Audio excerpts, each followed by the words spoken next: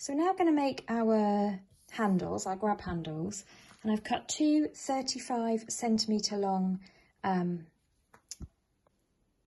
We're now going to make our grab handles, our handles for our bag, and we're going to cut two 65cm long strips of webbing. Here's one I've already made to show you. So what we're going to do is we're going to fold the strap in half, and we're going to mark where we're going to start and stop, and then you can probably just about see that we stitch in like this all the way along the fold and then down the other side, so that then when we flatten that out and turn it out, you get that nice handle. And actually just sewing with the jeans needle and a regular thread is fine for this. And those, I'm using a grey thread, and the stitches just sort of sink into it, they don't show up at all. It's very sparkly this, isn't it? So the first thing that we need to do is measure in 18cm from the end. Draw a line there. And I'm using a pen that comes off with heat, so these lines will all erase. And then we're going to measure down 2cm and draw another line. So 18cm and then 2cm, and we're going to do the same on both sides.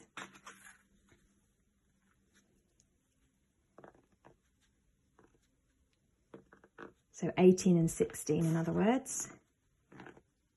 Makes a funny noise when I draw with it. Then what we do is we fold that together, and we're just going to press this in half and secure it with some clips. It does kind of like being folded because the metallic element in this strap lends itself to being folded, which is quite handy. So then what we're going to do is on my line here, my 16cm line, I'm going to start at the folded edge and I'm going to sew a diagonal line to meet the second marked line, and then I'm going to sew all the way along the edge there to close it. When I get to this mark, I'll stop, and then I'll do a diagonal back up to the top here again. So let's hop over to our sewing machine and do that. So I'm starting here at my ink line, and I'm just going to put my foot down and hand wind my needle in there. I'm using a stitch length of 3, normal tension, normal thread, jeans needle size 100, and I'm going to sew a diagonal line here, and I'm just going to go forward and back over it.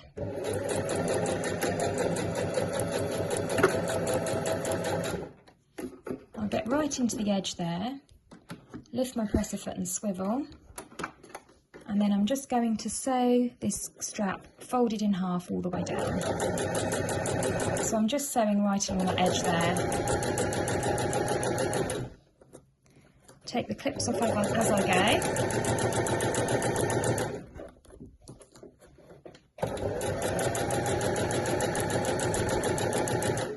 I'm approaching that next line, so when I get there, I will just hand wind the needle down, stop, lift my presser foot, swivel up here, angle it towards here, and then go back and forth to finish off.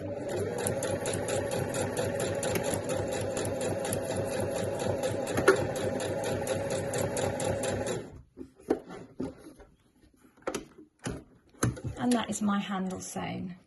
So I'll trim off those thread tails, but you can just make out that stitch line there. And that's what that diagonal line is, what gives us that nice shape to the end of our strap, of our handle.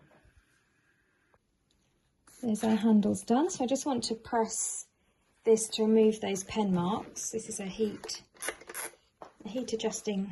erasing pen. There's one bit of heat over it and it will disappear. Oops. And then I'll just press in there like this. So our handles are now done.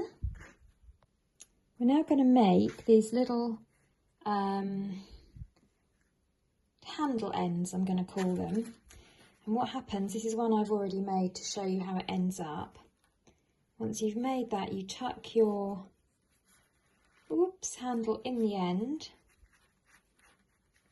and then you place that on your bag and sew it onto your bag to give that a nice neat finish. So we're going to make 4 of these, 2 for the front and 2 for the back, and then we're going to slip them onto our handles, place our handle onto our bag and sew our handle onto our bag front and back. So the way that we'll make these is we fold in half with right sides together, and I just fold down 1 centimetre at either top edge there, making sure that they meet up, and I just want to check the length against the one I've already made. Always do that because you just want them to be even, and then we're going to put a couple of clips to hold that in place. So it's right sides together and folded over at the top.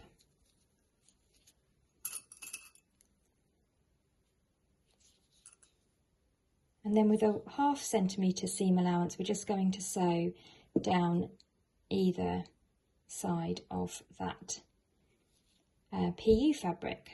So I've taken off that top clip and I've popped that underneath, and I'm just going to line up the edge of my PU with the edge of my machine foot. I want less than a 1 centimetre seam allowance, about 1/2 centimetre. Do a back stitch.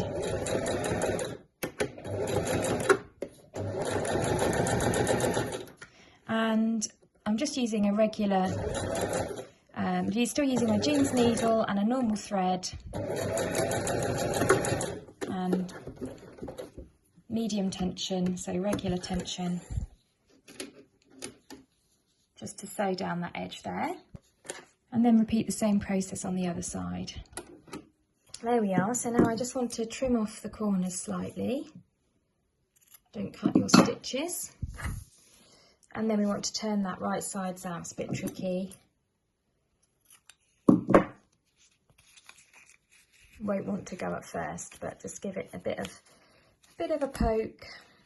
Yes, I'm going to just use a point turner to point those corners out so they've got a nice sort of rectangle of PU.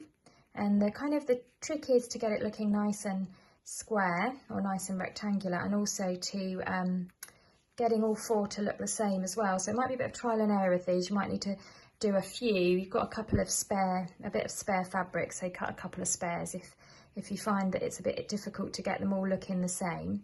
But if you just follow those instructions, they should come out nicely. And then we're going to pop our handle into the end of that. So I've just tucked my handle in there, and I'm happy that they look like they match up nicely. So now what I want to do is attach this to the front of my bag. I'm now ready to place the handles onto our bag. So you want to make sure that your strap is nicely tucked firmly to the bottom, and you're just going to place that over the top there. You've got a bit of a ridge here where you folded over that PU, and you want that to end before you reach here. Otherwise, if that's over the top, it's just too many bulky layers. So we're going to position it so that this pocket here is about halfway across your strap, and we're just going to line it up like so. Now there's no way you could pin that, and actually there's no way you can wonder clip it at all. So what I'm going to use a little bit of quilting tape. This is just narrow adhesive tape, just to stick it down, and then I'll sort of peel that off as I sew.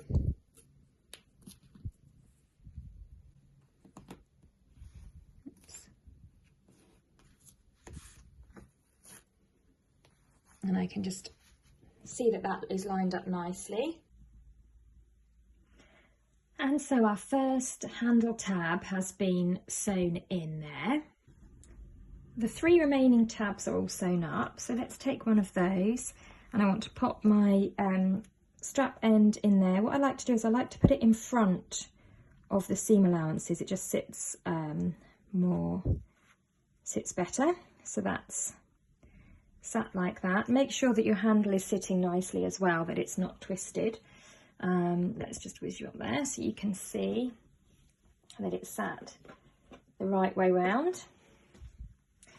And then with that snugly placed in there, I want to just sellotape or use some masking tape or quilter's tape to just secure my other strap holder in place, position it like that, and I just want to kind of eyeball that to see that it's the same as lining up with the strap on the other side. It helps actually as well to pop another piece of masking tape just on the strap to keep it at a 90-degree angle coming up there.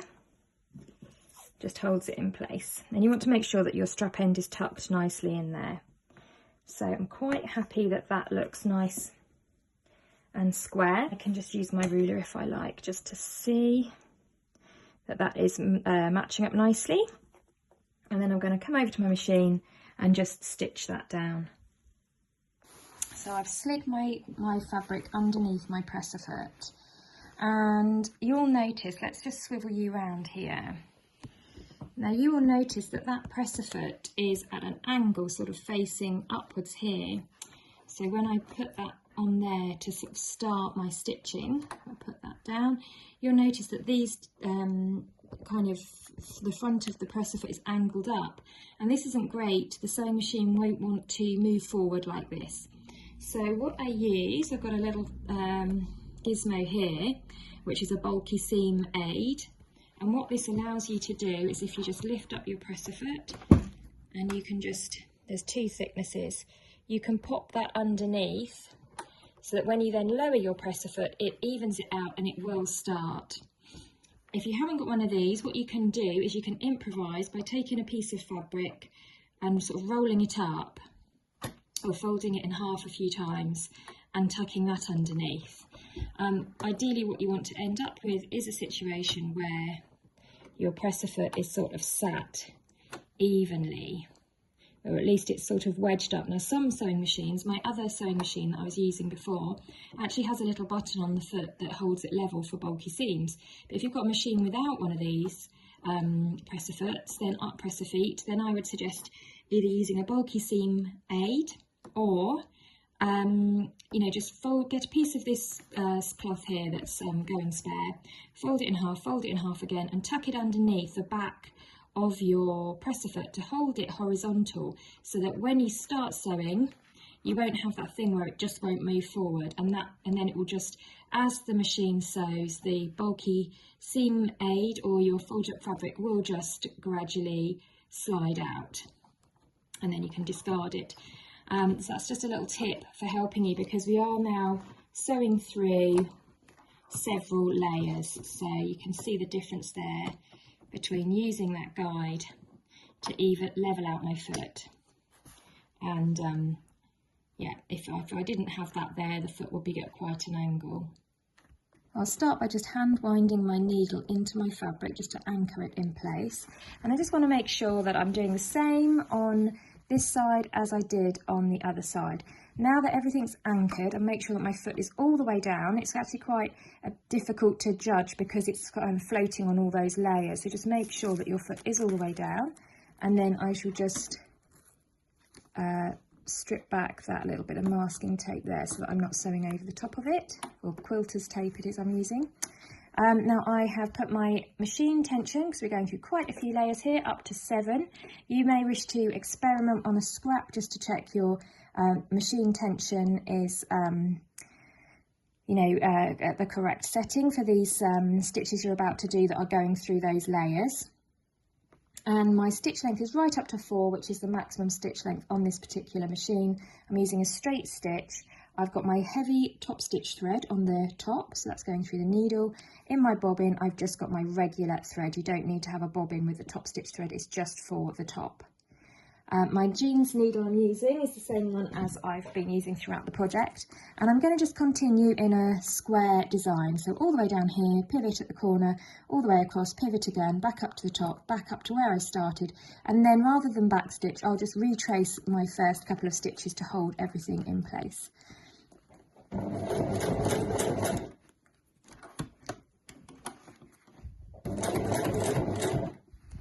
And as I approach that second piece of tape, I'll just make sure that my needle is in my fabric, and I will just lift that presser foot momentarily and squeeze that out of the way. Slowly does it with this. When you're sewing through several layers, slow sewing is good. so you can keep an eye on things, and also because if you go at it hammer and tongs, then you're more likely to slightly bend your needle with the weight of the layers of fabric that your machine is having to contend with. So nice and slowly does it, and you can even hand wind those last couple of it's got a thread caught there, let's move that out of the way. You can even hand wind those last couple of stitches to get yourself right onto the corner there as well. So with that foot up, I'm now just going to pivot around to do the bottom edge, and at the bottom edge it's slightly less bulky, but I will use my my bulky seam aid just on the narrower setting, just to hold that foot parallel, hold it horizontal.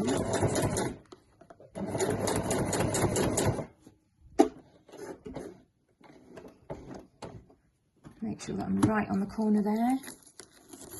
I can take the remaining tape off, swivel myself round, and I'm going to come back up to the top.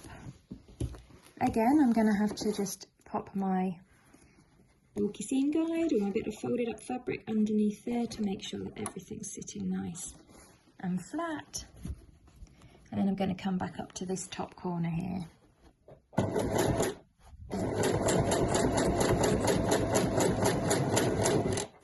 And hand wind that last stitch to get myself at the desired position. And then around I go again. Move any spare threads out of the way so they don't get caught up. I can see I probably need to hand wind one final stitch actually, so I'll just put that back round and hand crank one more. There we go. Lift up the presser foot. Oops, excuse me, swivel it round, and then again bulky seam aid just being used there to level off my presser foot.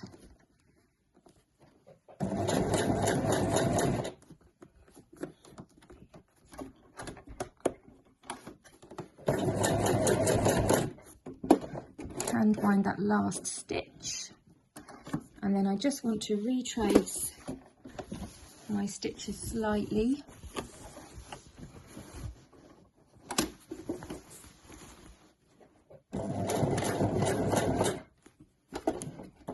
Just to lock them in, and we're done.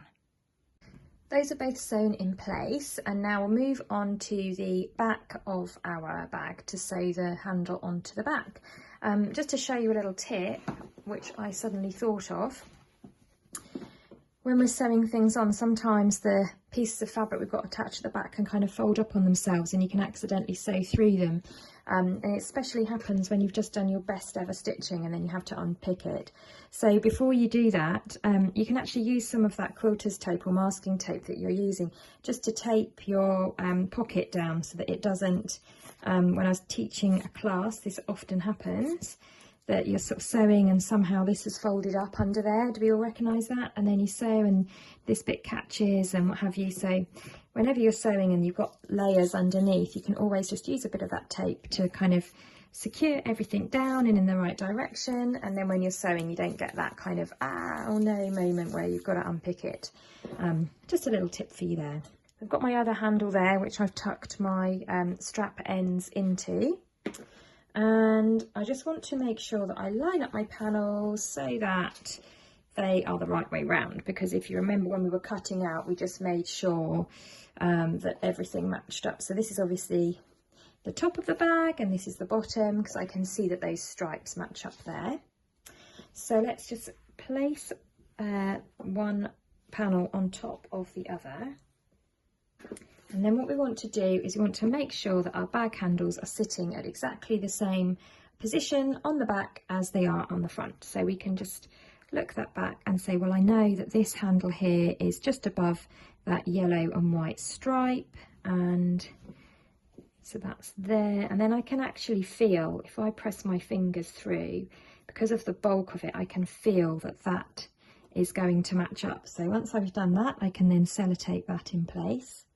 And we'll just pop a bit of tape across that strap as well to keep it at right angles to the bag. And then we're going to go and sew around there and do the same on the other side. So with both those taped down, I'm going to go over to my machine and top stitch those handles in place. So once again, I'm going to use my bulky seam guide to get me started. I've anchored my work by hand winding my needle down in there, move that first bit of tape out of the way, stitch length right up to 4 again as it was before, and off I go. I find that this one is a little bit easier because you haven't got the bulk of the pocket binding to sew through.